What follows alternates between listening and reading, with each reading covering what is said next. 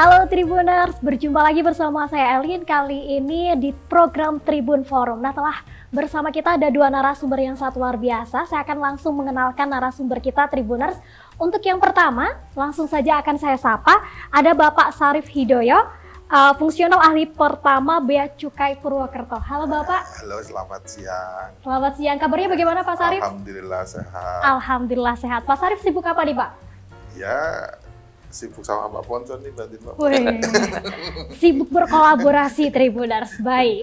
Kemudian yang kedua saya akan mengenalkan narasumber kita, ada Bapak Riat Bojo Ponco Nugroho SEME. Beliau adalah asisten 2 bidang ekonomi dan pembangunan Setda Kabupaten Banjarnegara. Halo Pak Ponco. Halo Mbak Elin, halo Tribuners. Kabarnya bagaimana Pak Ponco? Alhamdulillah sehat, baik insya Allah. Alhamdulillah sehat, baik. Semangat terus ya Pak ya? Siap, semangat. Siap, semangat. Sibuk apa nih kalau Pak Ponco? Ya, kita kemarin baru kegiatan hari jadi Banjarnegara. Kita banyak rangkaian yang harus kita selesaikan, alhamdulillah sudah bisa kita lalui seperti itu. Oke, sebelumnya saya juga ingin mengucapkan terima kasih buat Pak Sarif dan Pak Ponco telah hadir di Tribun Forum kali ini. Nah, Tribuners, pada kesempatan ini kita akan membahas terkait dana bagi hasil cukai hasil tembakau Kabupaten Banjarnegara. Untuk itu, kita akan mengenal dulu nih, cukai itu apa, DBHCHT itu apa? Mungkin ke Pak Sarif dulu nih Pak. Oh, iya, boleh baik. dijelaskan ke Tribuners apa sih cukai dan DBHCHT itu Pak? Baik, terima kasih Mbak Elin sama pemirsa Tribuners di acara forum gini ya Mbak. Jadi pada kesempatan ini kami akan mensosialisasikan tentang cukai. Cukai itu apa? Gitu kan. Cukai berdasarkan Undang-Undang Nomor 39 tahun 2006 adalah semua barang yang mempunyai sifat dan karakteristik tertentu. Berdasarkan undang-undang ini dikenakan cukai. Jadi sebetulnya semua barang yang mempunyai sifat karakteristik tertentu mestinya dikenakan cukai. Sifat karakteristik tertentu itu apa? Yaitu pemakaiannya menimbulkan dampak negatif. Dampak negatif terhadap siapa? Terhadap pemakainya, terhadap lingkungan. Kemudian selain pemakaiannya menimbulkan dampak negatif, sehingga perlu dikontrol, perlu dikendalikan penggunaannya. Maka cara pengendaliannya dengan dipungut cukai untuk menambah penerimaan negara. Itu cukai. Pada kesempatan ini cukai itu ada 3, yaitu cukai hasil tembakau, cukai minuman mengandung etil alkohol, dan etil alkohol. Itu Mbak, prinsipnya itu. Jadi prinsipnya semua barang yang mempunyai sifat karakteristik tertentu. Baik, itu pengertian cukai. Kalau DBHCHT secara spesifik apa nih Pak? Nah nih, DBCHT. DBCHT itu adalah dana bagi hasil cukai hasil tembakau. Jadi khusus cukai hasil tembakau nih.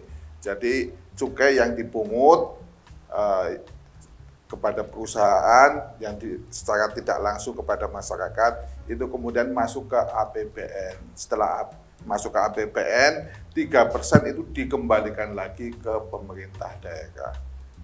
Dalam ini nanti akan dijelaskan oleh Pak Ponco nih, DBHCHT penggunaannya untuk apa? Karena yang mengelola itu Pak Ponco nih. Oke, baik, terima kasih. Pak, menyambung dari Pak Sarif langsung nih Pak. Penggunaan DBHCHT sendiri untuk apa? Khususnya untuk Kabupaten Banjarnegara nih Pak. Oke, Mbak Elin.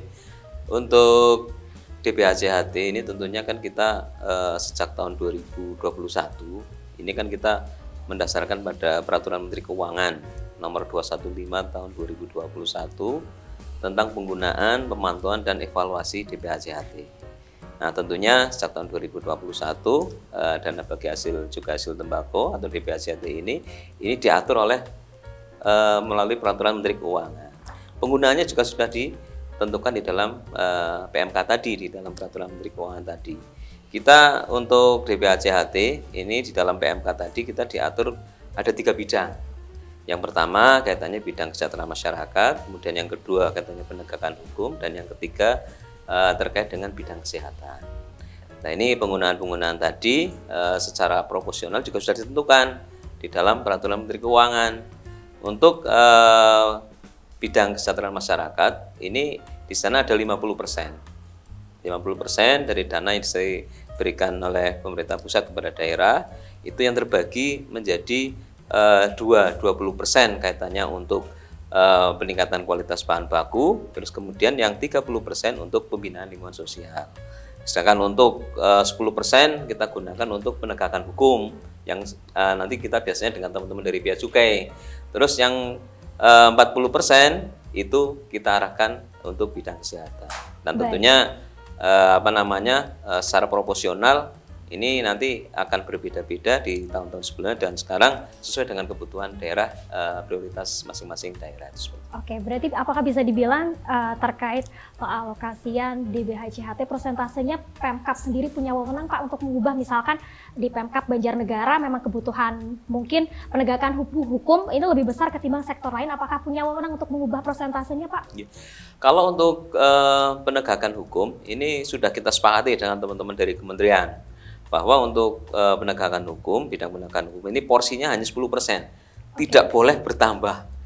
Tapi untuk yang bidang kesmas maupun bidang kesehatan ini bisa bergeser-geser. Artinya kenapa di tahun-tahun sebelumnya kita kan kena COVID nih masyarakat, sehingga kita arahan dari pemerintah ada juga BLT untuk buruh tani tembakau maupun buruh pabrik rokok, itu seperti itu dalam bentuk BLT. Nah ini karena kondisi-kondisi di lapangan semakin kesini COVID sudah selesai, itu otomatis juga akan mempengaruhi perubahan-perubahan persentase yang akan kita prioritaskan di masing-masing bidang tadi.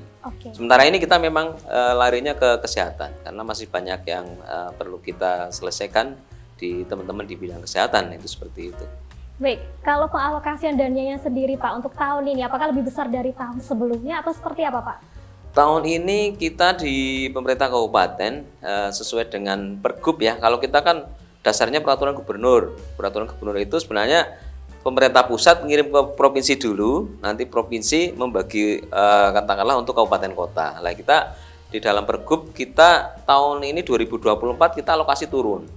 Yang tadinya 2023 kita 12,7 miliar, kita di tahun ini hanya menerima sekitar 11,5 miliar. Ada sedikit penurunan, tapi itu penurunan itu menyeluruh. Seluruh kabupaten kota yang ada di Jawa Tengah, bahkan mungkin nasional juga mengalami penurunan terkait dengan penerimaan bagi hasil cukai ini. Oke, berarti bisa dibilang untuk tahun ini mengalami penurunan ya. Baik, saya kembali ke Pak Sarif Pak. Sebagai Bea Cukai ini kan sebagai salah satu kolaborator nih dari Pemkab untuk di BHCHT. Bea Cukai sendiri ini berperan apa sih Pak pakai BHCHT ini? Mungkin Tribuners belum tahu nih. Iya, ini Tribuners ini acara ini juga terselenggara berkat DBCHT atau dana bagi hasil cukai hasil tembakau. Maka Tribuners dan Mbak Elin nih khususnya nih kami berharap itu mengetahui dulu rokok ilegal ya. Karena dengan adanya rokok ilegal itu otomatis penerimaan cukai kan jadi terganggu. Nah, rokok ilegal itu rokok yang bagaimana? Rokok ilegal itu satu, itu polos. Polos, tidak ada pita cukainya, kalau orang Banyumas bilang tidak ada bandrolnya, nggak ada bandrolnya. Itu satu, yaitu polos. Terus yang kedua, pita cukainya palsu. Nah, maksudnya palsu itu bagaimana? Gambarnya tidak tajam, hologramnya tidak berkedip-kedip, itu salah satu ciri rokok polos. Yang nomor dua yaitu pita cukai palsu. Kemudian yang ketiga adalah pita cukainya salah peruntukan. Maksud salah peruntukan itu bagaimana? Misalkan SKM atau sigaret kretek mesin, karena diproduksi oleh mesin sehingga menciptakan lapangan kerjanya lebih sedikit dibanding dengan SKT atau sigaret kretek tangan. Nah, maksud SKM itu bagaimana? Itu satu batangnya itu sampai Rp1.101 per batang untuk sigaret kretek mesin. Kemudian SKT, sigaret kretek tangan untuk golongan 3 itu satu batangnya cuma Rp118. Nah, maksud salah peruntukan itu gimana? Jadi mestinya SKM ini diletaki pita cukai yang mesin, kodenya SKM yang sampai 1.100, tapi diletaki pita cukai yang SKT yang 118. Jadi Tribuners jika mengetahui ada rokok polos, tidak ada pita cukainya, tidak ada bandrolnya, kemudian pita cukainya palsu, kemudian salah peruntukan tadi, itu juga termasuk rokok ilegal. Kemudian yang keempat yaitu pita cukainya bekas. Jadi Tribuners jika mengetahui ada misalkan gitu pedagang beli rokok, ini pita cukainya dilepas pelan-pelan, jangan sampai sobek. Dikumpulin, setelah dapat 10 bisa ditukar dapat 2 bungkus. Itu salah satu indikasi penggunaan pita cukai bekas. Jadi sekali lagi, walaupun rokok tersebut berpita cukai asli sesuai peruntukan, kemudian tetapi bekas, itu juga termasuk rokok ilegal itu. Jadi kami berharap kepada masyarakat jika mengerti rokok ilegal bisa menghubungi ke DM kami di Instagram di Bea Cukai Purwokerto. Baik. Tadi sudah disebutkan nih ciri dari rokok ilegal. Ya. Berarti sebagai masyarakat ketika menemukan rokok ilegal, selain bisa menghubungi Bea Cukai, yang harus dilakukan sebagai masyarakat awam apa nih Pak? Yang jelas tidak mengkonsumsi. Oke, Kalau tidak ada yang Tribuners. mengkonsumsi kan otomatis pabriknya tutup, nggak ada yang Oke, beli. baik. Himbauan nih Pak untuk para penjual nih Pak. Nah, para penjual itu nih sanksinya nih, jadi lakinya ke sanksi. Siapapun yang mengedarkan, yang menjual, menyimpan, yang memproduksi rokok ilegal itu kena sanksi pidana. Ya, pidana minimal nih, minimal 1 tahun dan atau denda minimal 2 kali nilai cukai. Oke. Kemudian untuk pidana pemalsuan ini minimal 2 tahun dan denda 20 kali nilai cukai. Nah, bisa dicatat nih Tribuner tadi pengedar, penjual, pengonsumsi juga iya nih Pak. Pengonsumsi diangkut juga, paling kan Diangkut ditanyain belinya semua. di mana. Baik, Pak Bojo Pak, Iya. berkaitan dengan ini peredaran rokok ilegal dari Pemkab Kabupaten Banjarnegara sendiri Pak, melakukan sosialisasi bentuknya apa aja sih Pak untuk menekan peredaran juga nih? Oh, iya. Terima kasih Mbak Ellen. Ini untuk di kita di Kabupaten Banjarnegara tentunya kan dengan dana yang 10%, itu 10% dari alokasi PMK. Ini kan kalau katakanlah kita ada sekitar 11,5 katakanlah, berarti ada 1 miliar lebih. Ini kita bagi ke beberapa teman-teman OPD. Ada yang di Dinas Pariwisata, ada yang teman-teman di Kominfo, ataupun ada yang di Satpol, itu seperti itu. Tentunya yang kita sosialisasikan, kita melibatkan harapannya dalam jumlah massa ini biasanya lebih mengena kaitannya dengan media dalam bentuk kita kesenian seperti itu. Seperti halnya kita ada wayang, kalau kemudian hal-hal yang lain itu kan melibatkan massa banyak ya. Itu adalah salah satu bentuk kita sosialisasi kepada masyarakat. Di momen-momen itu kita sampaikan terkait tadi istilahnya rokok ilegal seperti apa kita sampaikan. Dan tentunya juga ini kerjasama dengan teman dari Bea Cukai. Terus dengan teman-teman Satpol tentunya teman-teman Satpol itu sementara ini memang sudah melakukan kaitannya, kalau bahasa di kita kita ngintel gitu loh. Kita nyewa orang-orang yang kita sewa untuk mengumpulkan informasi. Nah ini juga bagian-bagian dalam rangka kita melakukan sosialisasi juga kepada masyarakat. Tapi lebih banyak memang termasuk ini kita ada hari ini kita melakukan media seperti ini juga bagian dari sosialisasi yang ada di kita biar masyarakat lebih mengenal seperti apa sih pita cukai palsu dan sebagainya. Harapan kita dengan seperti ini masyarakat lebih mengenal dan tentunya akan membatasi mereka dalam membeli rokok-rokok yang memang diindikasikan itu apakah tadi disampaikan oleh Pak Sarip tadi dilekati pita palsu dan sebagainya, masyarakat bisa lebih paham itu seperti itu. Harapannya seperti itu Mbak Elin. Oke, berarti banyak sarana yang digunakan lewat Betul. media, kemudian Iya. ada pagelaran-pagelaran kesenian Iya. yang digunakan sekaligus untuk mensosialisasikan rokok ilegal seperti itu ya, untuk Iya. menghindari rokok ilegal. Baik, Pak, nyambung lagi terkait hal itu Pak, apakah sudah ada penindakan-penindakan yang dilakukan di Udah. awal tahun ini? Boleh kasih tahu Iya, Tribuners iya. dong Pak? Ini tahun 2023 kemarin kami memusnahkan sampai 2.300.000 batang. Luar biasa jumlahnya itu Pak. Jumlahnya Mbak. Baik. Lah tahun ini baru nyampe bulan Februari ini ya. Nyampe bulan Februari kami sudah melakukan penindakan sampai 10.000 batang lebih. Ada berapa SPP itu banyak. Gitu. Jadi kami bekerjasama dengan Pemda, dalam hal ini dengan Satpol PP, berkolaborasi untuk menindak di mana-mana peredaran rokok ilegal, termasuk pedagang-pedagang itu. Oke, kalau untuk temuan kasusnya sendiri Pak, di lapangan seperti apa modusnya dalam penyelundupan rokok ilegal nih? Nah ini modusnya nih. Penasaran ini Pak. Jadi gini, kami menemukan, jadi diindikasikan rokok ilegal itu beredar, itu sistemnya konsinyasi. Jadi pabriknya itu konsinyasi, nitip ke warung, ke toko, kan karena seneng, titip konsinyasi, titip dikasih modal. Ya kan, otomatis dia seneng mau aja gitu. Tapi dipesenin nanti yang beli yang dikenal saja. Jika tidak kenal, tidak tahu, jangan dikasih. Jadi ngumpet-ngumpet lah istilahnya begitu. Kami dalam melakukan penindakan ngumpet-ngumpet, makanya kami bekerja sama dengan Satpol PP, dengan informan segala macam, mengumpulkan untuk mencari toko-toko yang menjual rokok ilegal. Baik, kalau temuan terbesar Pak yang pernah pernah dihadapi dari Bea Cukai Purwokerto Pak? Itu kemarin dapat 1 truk Mbak. 1 truk Pak, itu bulan apa Pak? Rokok ilegal polos semua Mbak. Di bulan tahun kemarin, oh, tahun kemarin yang nyampe. Kalau bulan ini baru temuannya kecil-kecil masih karena di toko-toko gitu sama di perusahaan jasa titipan.